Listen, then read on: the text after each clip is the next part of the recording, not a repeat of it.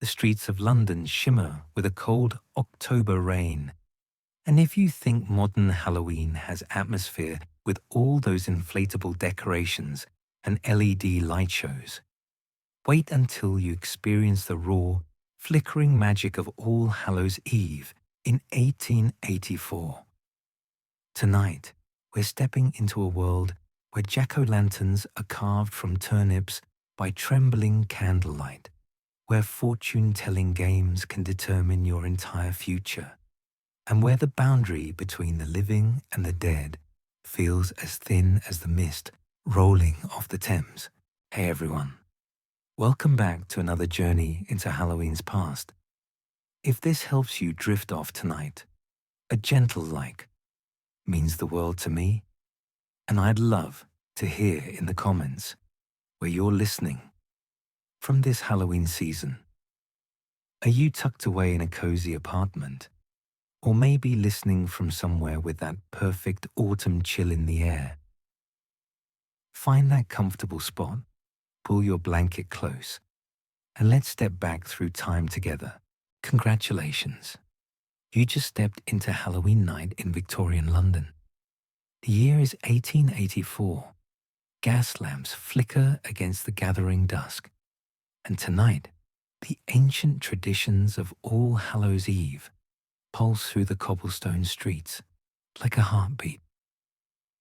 Your boots click against wet stones as you emerge from the warmth of your lodgings into an evening that feels charged with possibility and mystery. The air carries that distinctive London scent of coal smoke and river dampness. But tonight, there's something else. The sweet smell of roasting chestnuts from a vendor's cart.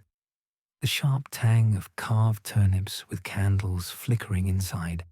And underneath it all, that crisp autumn bite that makes your breath visible in small puffs of white. You pull your woolen coat tighter as you step into Whitechapel Road, where the evening's festivities are already beginning. This isn't the Halloween you know from childhood. There are no plastic decorations hanging from streetlights, no children in store-bought costumes carrying pillowcases full of candy. Instead, you're witnessing something far more raw and authentic. Groups of working-class children dart between the shadows, their faces smudged with soot and grinning with mischief. They carry crude lanterns carved from turnips and swedes, the jagged faces flickering with an eerie orange glow that makes them look like tiny demons dancing through the gaslit streets. The sound of their laughter echoes off the narrow brick buildings that crowd together like old friends, sharing secrets. These children are engaging in traditions that stretch back centuries, games, and pranks that their grandparents would have recognized. They're not trick-or-treating in the modern sense, but they're certainly making their presence known. A group of boys races past you, and you catch a glimpse of their turnip lanterns bobbing like will-o'-the-wisps as they disappear around a corner. You pause at the intersection of Commercial Street, watching as the evening unfolds around you. Gas lamps stretch in both directions, creating pools of amber light that fade into mysterious darkness. The Victorian streets at night have a quality that no modern city can replicate. Without electric streetlights flooding every corner, the darkness feels alive, full of possibility and gentle menace. Shadows stretch and shift with each flicker of the gas flames, and you understand why ghost stories flourish in an era like this. A horse-drawn omnibus rumbles past, its wheels splashing through puddles left by the afternoon rain. The passengers inside are bundled in dark coats and top hats, their breath fogging the windows as they peer out at the Halloween revelry. The driver calls out, stops in a thick Cockney accent, his voice carrying over the clip-clop of hooves on cobblestones. This is public transportation in 1884. No heated buses or comfortable seats, just wooden benches and the hope that you'll reach your destination before the autumn chill seeps too deeply into your bones. You begin walking east along Whitechapel Road, past the shops that are beginning to close for the evening. A baker pulls shutters across his window, but not before the warm smell of fresh bread escapes into the cool air. Next door, a butcher is hanging the last of his cuts in the window, the meat looking somehow more substantial and real than anything you'd find in a modern supermarket. These are neighborhood businesses where everyone knows everyone, where the shopkeepers live above their stores and become part of the fabric of daily life. The street vendors are still active, their calls mixing with the general hubbub of evening foot traffic. Hot chestnuts, penny a bag, shouts a man with a portable brazier, the coals glowing red in the gathering darkness. The chestnuts sizzle and pop, sending up little sparks that dance in the air before disappearing. You buy a bag, feeling the warmth through the twisted paper cone, and the vendor's fingers are stained black from handling the charcoal all day. The chestnuts are mealy and sweet, nothing like the processed snacks of your time, but there's something deeply satisfying about eating food that's been prepared right there on the street. Further along, you encounter a group of older children engaged in what looks like organized chaos. They're playing a game that involves tossing apple peels over their shoulders, trying to divine the initial of their future spouse from the shape the peel makes when it lands. The girls giggle and squeal as they examine the twisted apple skins, while the boys pretend not to care about the results while secretly memorizing every curve and angle. This is Halloween fortune-telling in its purest form. No apps or algorithms, just fruit peels and hope. The atmosphere grows more charged as you move deeper into the East End. Here, the Halloween traditions feel more urgent, more necessary. These are working families, people who labor in factories and docks, who live in cramped tenements and understand that life is precarious. For them, Halloween isn't just entertainment. It's a night when the supernatural world might offer answers or comfort, or at least a brief escape from the harsh realities of industrial London. You turn down a narrower street, Dorset Street, where the buildings seem to lean inward, creating a tunnel of brick and shadow. The gas lamps are fewer here, and the spaces between them yawn with a darkness that feels almost tangible. Your footsteps echo differently on these cobblestones, somehow more hollow, as if the street itself is holding its breath. A window above you creaks open, and a woman leans out, her hair pinned back severely, and her face etched with the kind of weariness that comes from years of hard living. She's holding a candle, and the flame illuminates her features from below, creating a dramatic chiaroscuro effect that would make Rembrandt weep. "Evening," she calls down to you, her voice carrying the distinctive cadences of London's working class. "Careful on the streets tonight, love." All Hallows Eve brings out more than just the children. There's something in her tone that makes you pause. This isn't the playful warning you might expect on a modern Halloween night.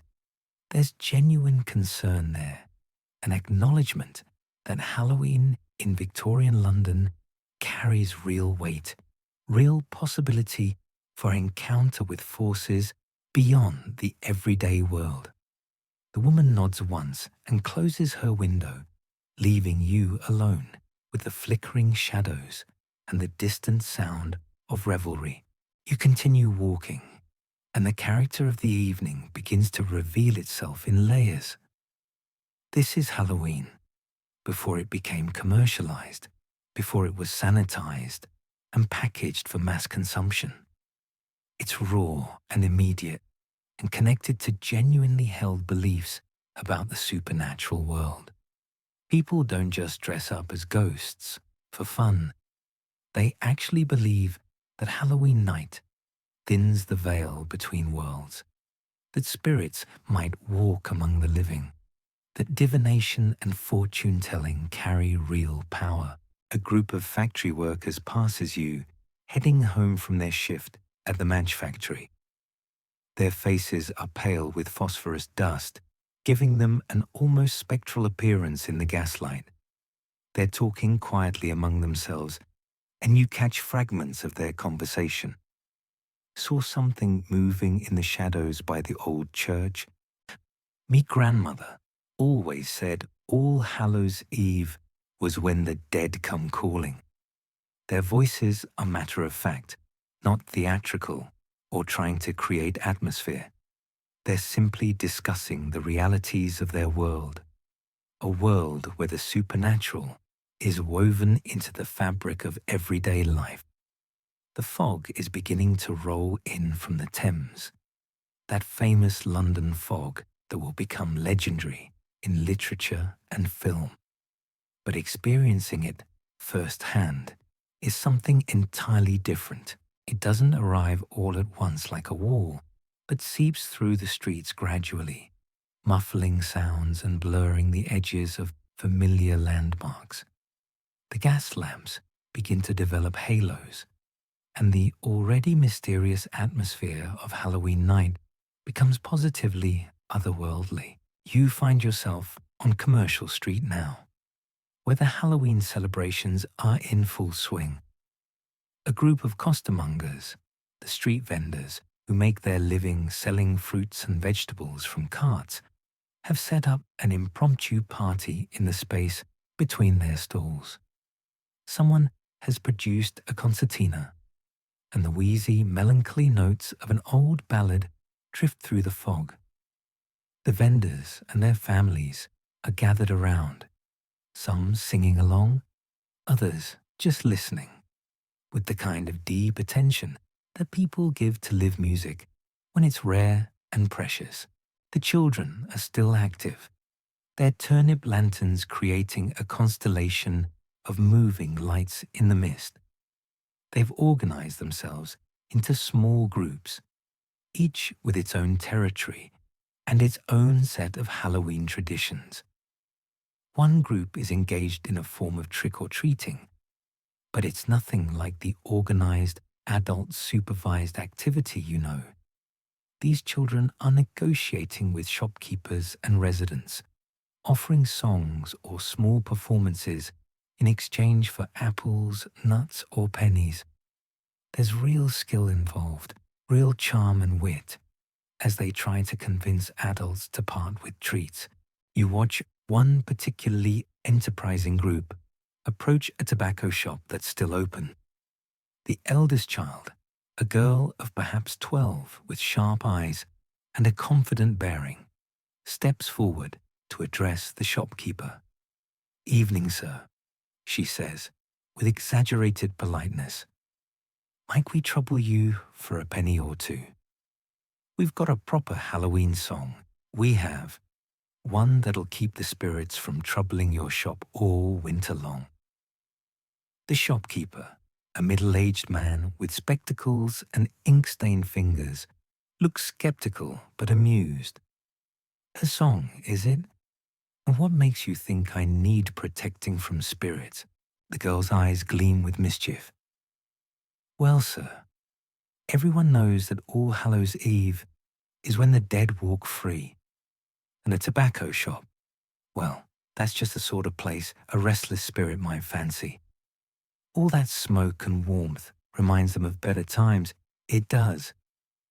The shopkeeper chuckles and reaches into his pocket.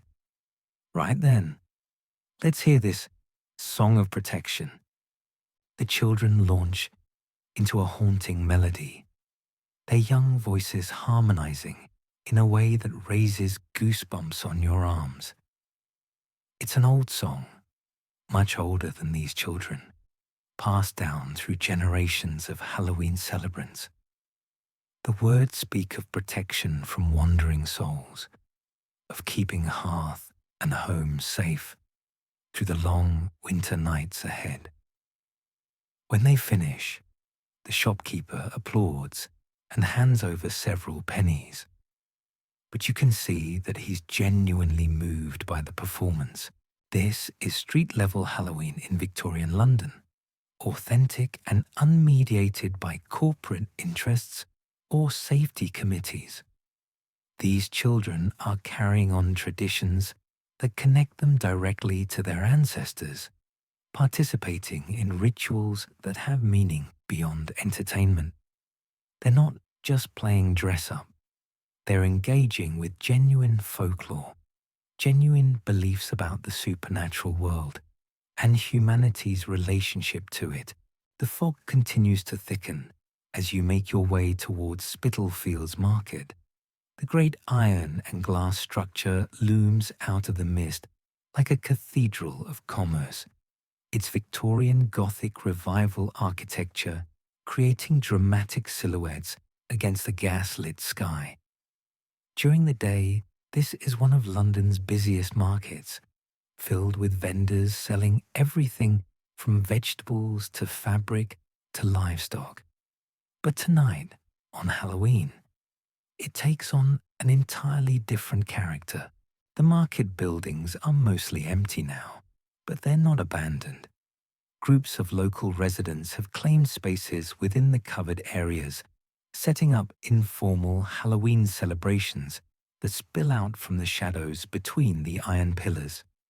You can hear music echoing from different sections of the market, creating a symphony of overlapping melodies that blend and separate as you walk through the space. In one corner, a group of dock workers and their families have created what can only be described as a Halloween salon. They've brought chairs and small tables, and someone has hung lanterns from the iron framework above. The adults are engaged in the serious business of Halloween divination, using methods that have been passed down through generations. You watch as a woman carefully drops melted wax into a bowl of cold water, studying the shapes it makes as it hardens. The others lean in closely, offering interpretations of the waxy formations, debating what they might mean for the coming year. Nearby, another group is engaged in the ancient art of bibliomancy, using a large family Bible to divine the future. They ask questions and then open the book randomly, pointing to a verse without looking, believing that divine providence will guide them to the answer they seek.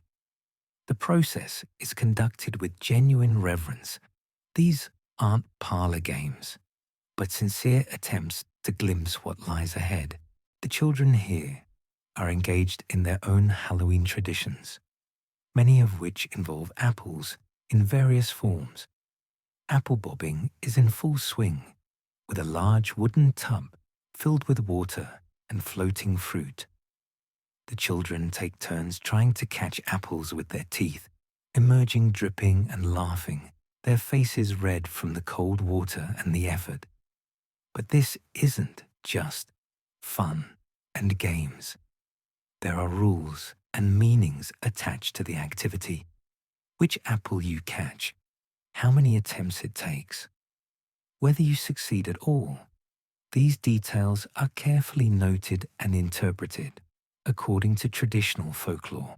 You notice that the Halloween celebrations here have a distinctly working-class character.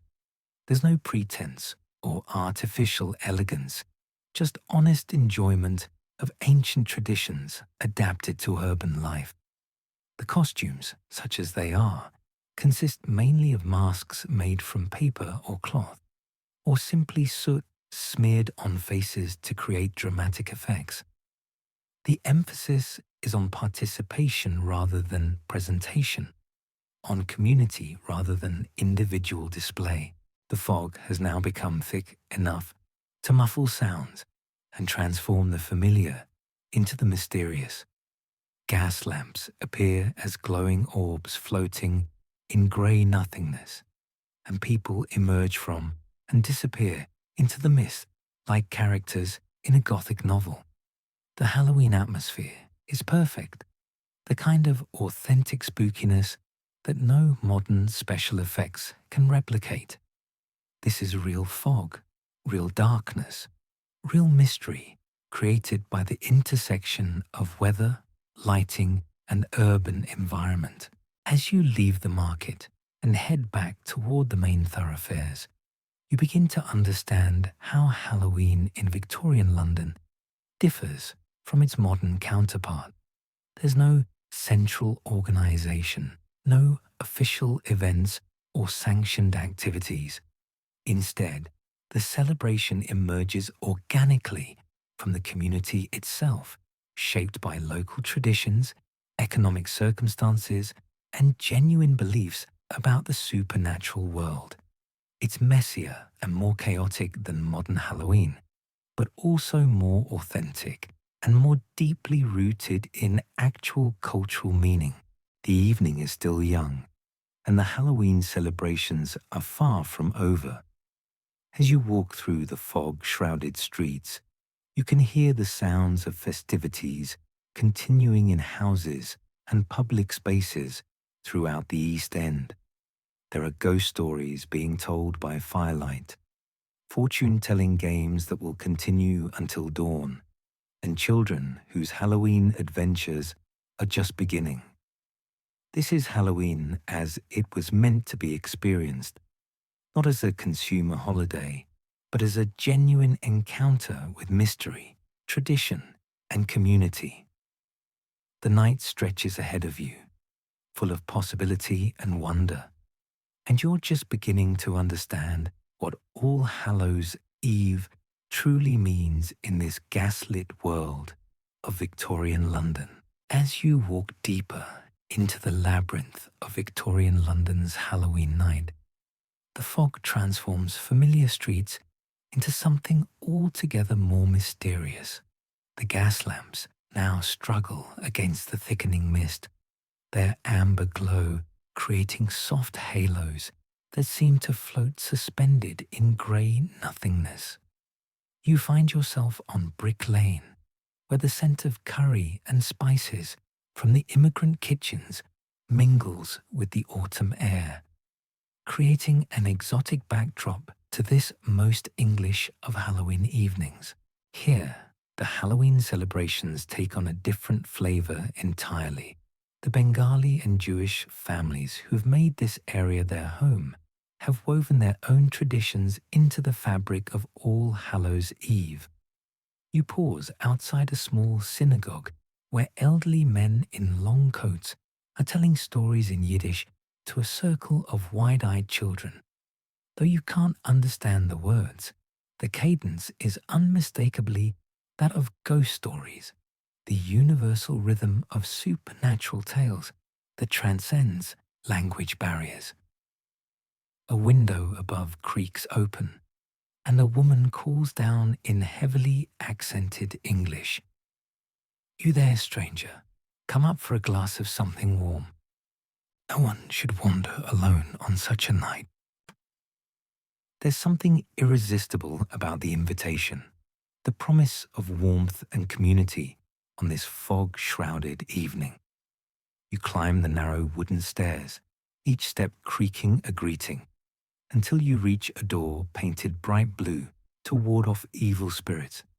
Inside, you discover a Halloween celebration unlike anything you've witnessed so far.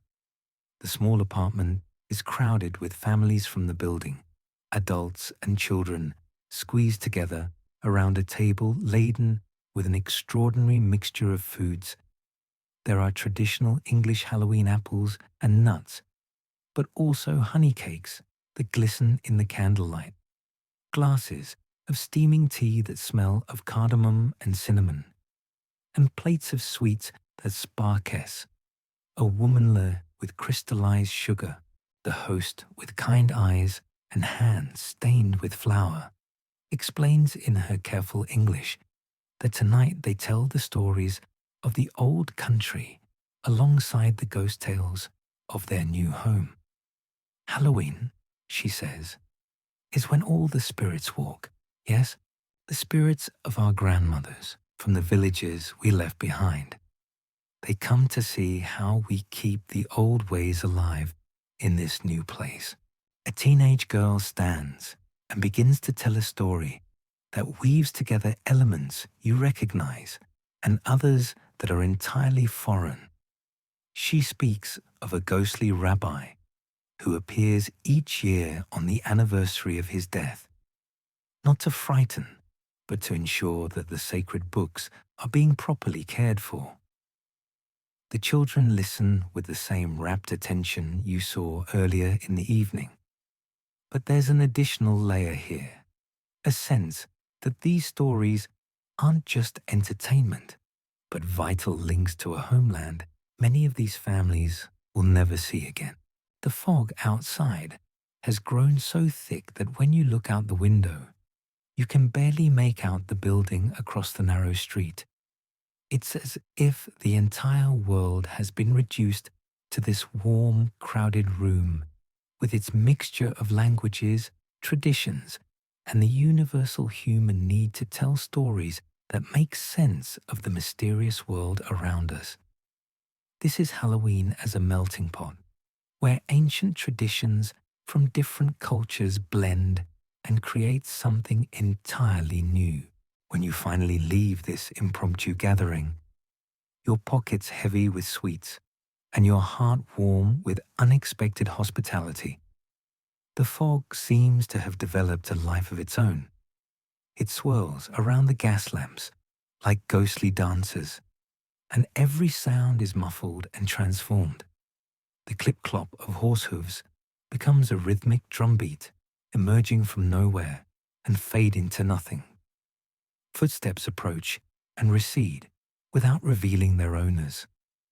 Voices call out from invisible sources, creating a natural soundtrack for Halloween night. You make your way toward Aldgate, where the medieval church of St. Botolph stands like an ancient guardian watching over the Halloween revelries. The churchyard, normally a peaceful place of rest, has become the unofficial headquarters for the neighborhood's most ambitious Halloween celebrations. Groups of young people have gathered among the weathered headstones, not in any spirit of disrespect, but because this is where the veil between worlds feels thinnest, where the Halloween atmosphere reaches its peak intensity.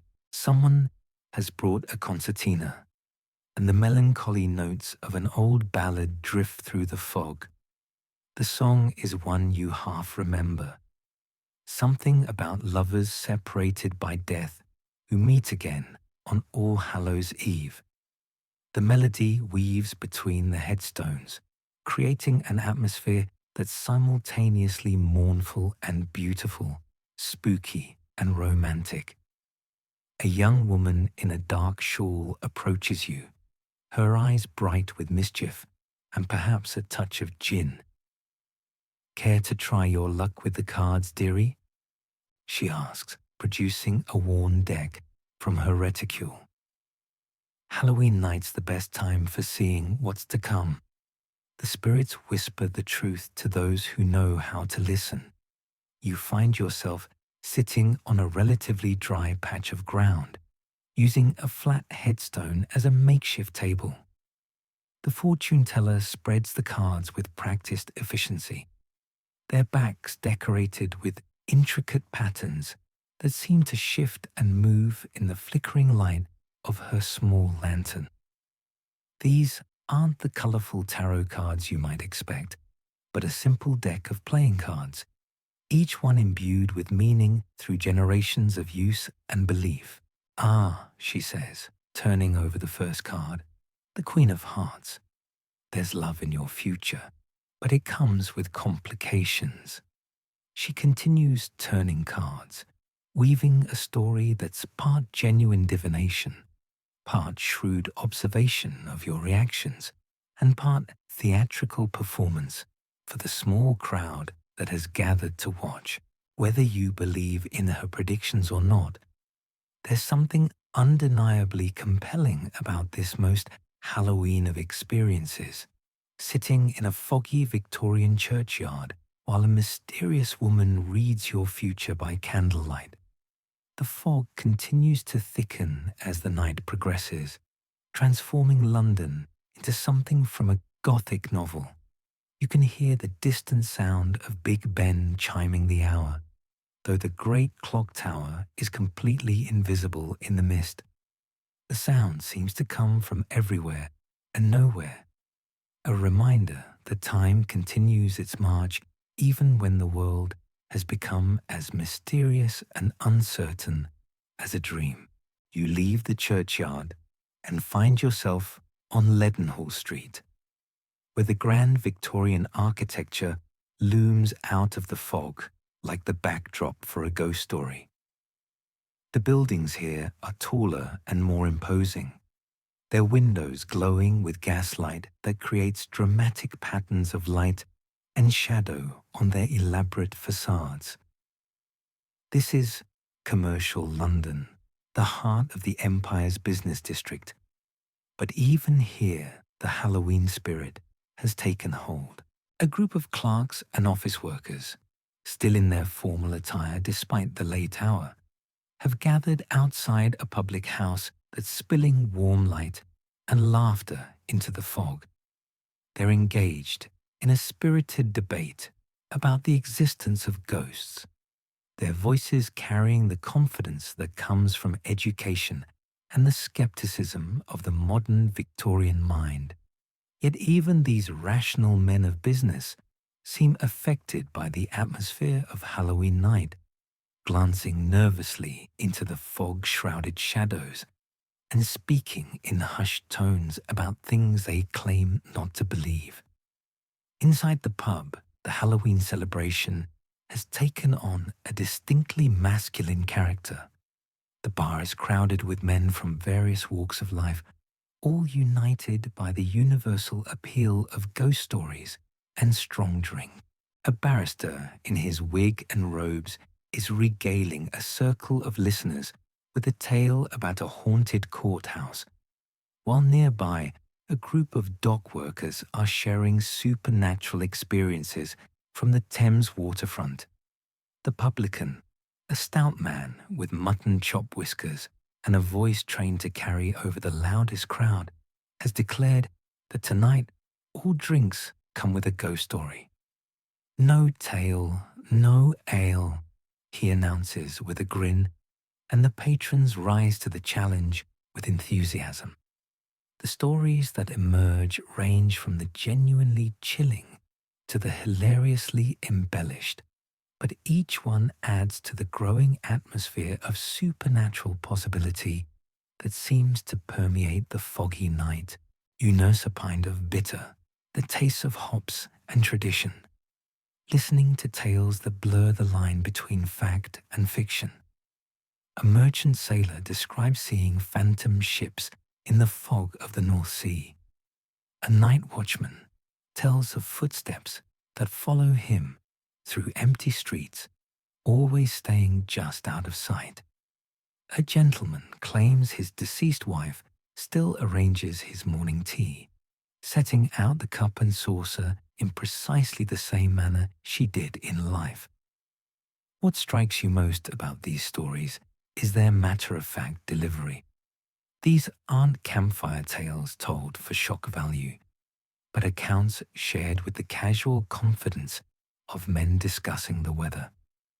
In Victorian London, the supernatural is simply another aspect of daily life, no more remarkable than the fog that shrouds the city or the gas lamps that light the streets. The night is far from over, and as you prepare to leave the warmth of the pub for the mysterious streets outside, you realize that you've only begun to scratch the surface of Halloween in Victorian London.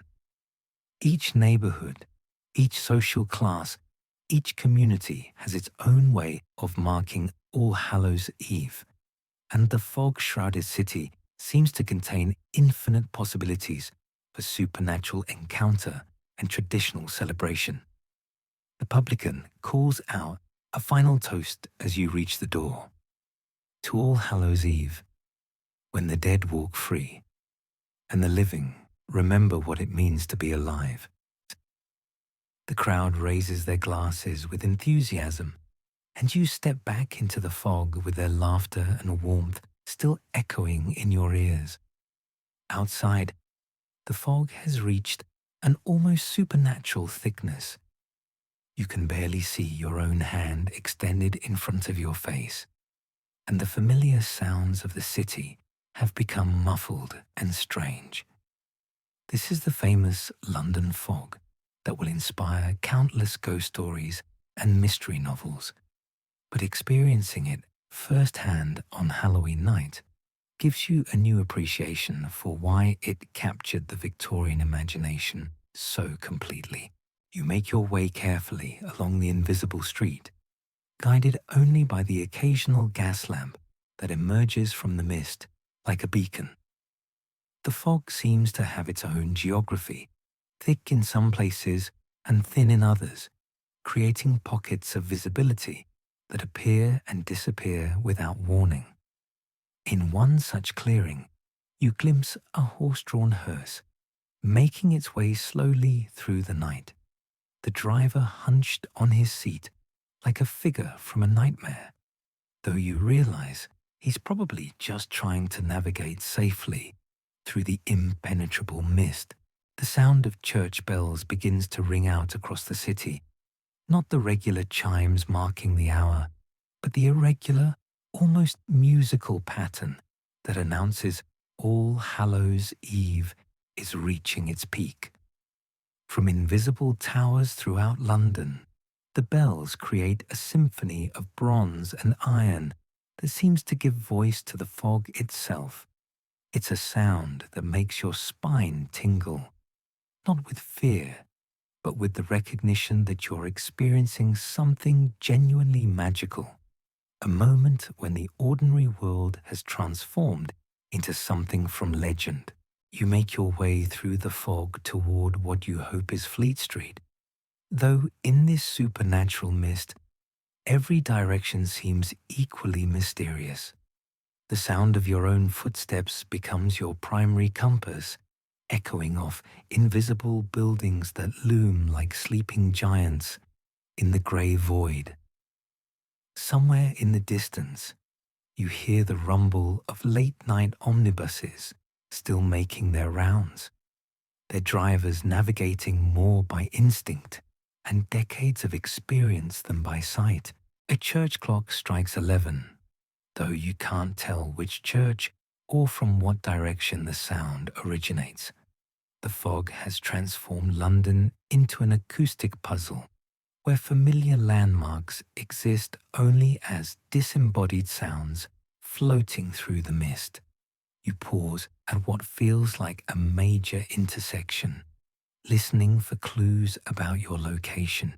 When you hear something that makes your heart race with Halloween excitement, children's voices, high and clear, cutting through the fog with a traditional Halloween song you've never heard before. The melody is haunting and beautiful, something that speaks of centuries of All Hallows Eve celebrations passed down through generations of London families. You follow the sound like a lifeline, your boots splashing through puddles you can't see until you step in them. The voices lead you to what appears to be a small square, though you can only guess at its dimensions from the way the children's song echoes off the surrounding buildings.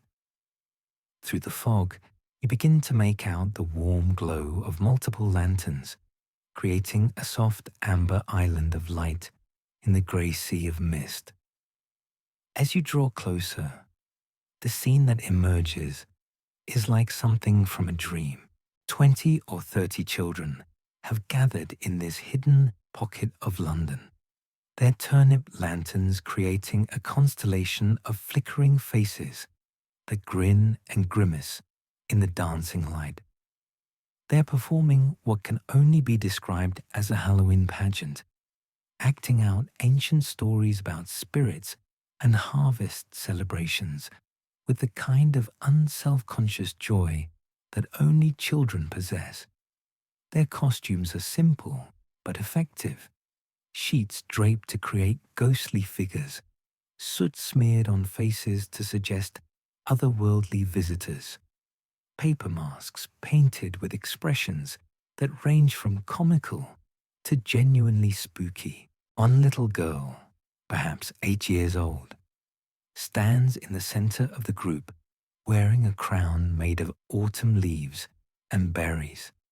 She's reciting a poem about the harvest moon and the spirits it brings, her clear voice carrying easily through the fog. The other children listen with rapt attention, their lantern-lit faces showing the kind of genuine belief that makes Halloween truly magical. This isn't performance for adults or competition for prizes. This is children celebrating Halloween exactly as it was meant to be celebrated, with wonder and community and just the right touch of delicious fear. You watch from the edge of their circle, welcomed with shy smiles and curious glances. An older boy, clearly the leader of this impromptu troupe, approaches and offers you a spare turnip lantern. "You'll need this," he says matter-of-factly. "If you're going to walk with us tonight, the spirits respect the light, but they don't much care for those who wander in darkness unprepared." The turnip lantern is heavier than you expected, carved with surprising skill for such young hands. The candle inside casts a warm glow through the vegetable walls, creating patterns of light and shadow that seem to dance independently of the flame.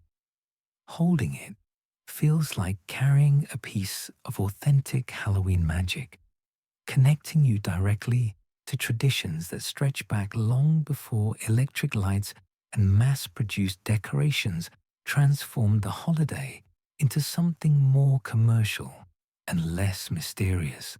The children begin to move as a group, their lanterns bobbing like will-o'-the-wisps as they navigate the fog-shrouded streets. They know these neighborhoods intimately, guiding themselves by instinct through lanes and alleys that have become invisible in the mist. You fall into step with them, part of a Halloween procession that feels both ancient and immediate, timeless, yet perfectly suited to this particular foggy night in 1884. Their destination becomes clear as the imposing silhouette of St. Paul's Cathedral begins to emerge from the fog, like a great ship materializing out of grey waters. The children aren't heading for the cathedral itself, but for the network of narrow streets and courtyards that surround it, areas where working families live in close-packed tenements and where Halloween traditions flourish with particular intensity. In one small courtyard, you discover that the children are part of a much larger Halloween celebration. Entire families have gathered in the open space between their buildings, creating an impromptu festival that seems to have sprung organically from the fog itself. Someone has strung lanterns between windows, creating a canopy of flickering light that transforms the humble courtyard into something magical. The fog swirls around these lights, creating effects that would be impossible to replicate artificially. Tables have been dragged outside from various apartments, loaded with the traditional foods of Halloween night. You see bowls of nuts waiting to be roasted over small fires, apples arranged in careful pyramids, and loaves of soul cake that fill the air with the scent of spices and dried fruit.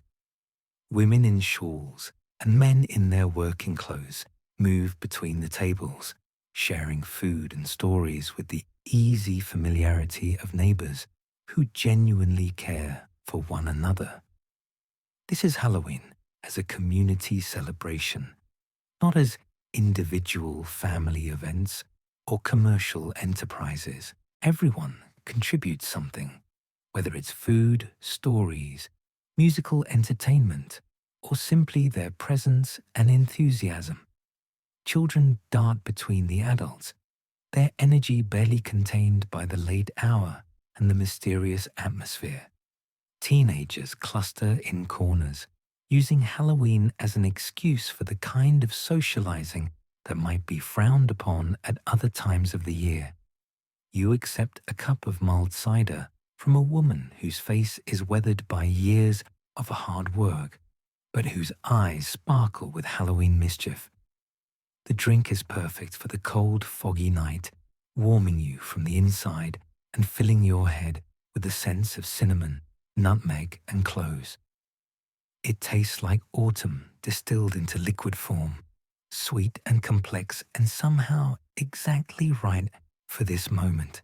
A group of older men have gathered around a small brazier, roasting chestnuts and telling stories that grow more elaborate with each telling.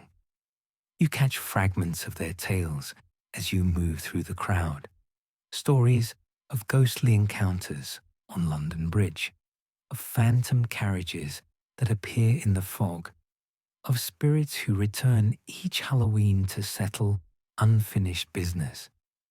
These aren't fictional ghost stories, but personal accounts shared with the matter-of-fact tone of people describing encounters with difficult neighbors or unusual weather.